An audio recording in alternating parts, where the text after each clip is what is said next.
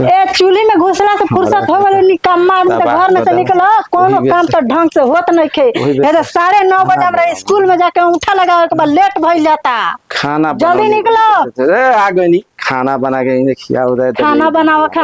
mobile ले ला पर मोबाइल हां ले ले बनी जल्दी आवा लेट होता स्कूल में जाए के बाद ये उठा लगावे के बाद ठीक बा वही बेर से खोजे तनी हमरा तो बुझाते नहीं चलो चलो चलो जल्दी लेट होता कथि से उठा लगा कल्ला कौवा आदमी कहीं का कोनो काम नहीं करे से बुझाता जी बियाह करे के बाद नानू करे के चाहिए आई है आदमी तारा काम में आवता अब है ना ऐसे रहा है जैसे हां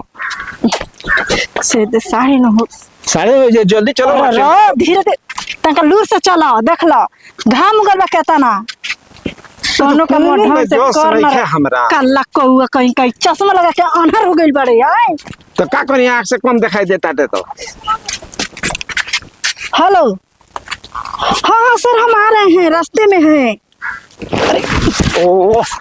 एकरा हमारे तो हमार मियाज रुको बाटे कथी से न तारे हैं स्कूल में का टीचर हमें लेट भइल बा त फोन करता रे हाँ सर हम आ रहे हैं बस थोड़ी दूर और हाँ हम आ रहे हैं अच्छा बानी है ना छतो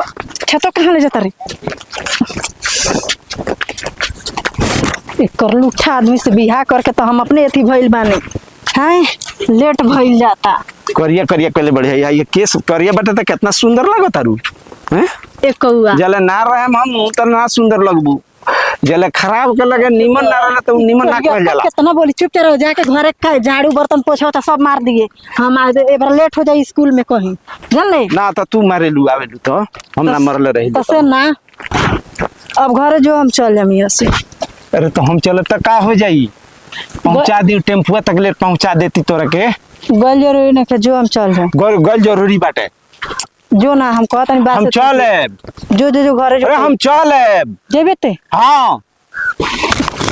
देखता रहा चलो घरे तू हम चल जाए बात से कहता नहीं कि घरे जाके यहाँ लेट भइल जाता टे हम काहे ला जाता नहीं इतना जरूरी से ही जानते नहीं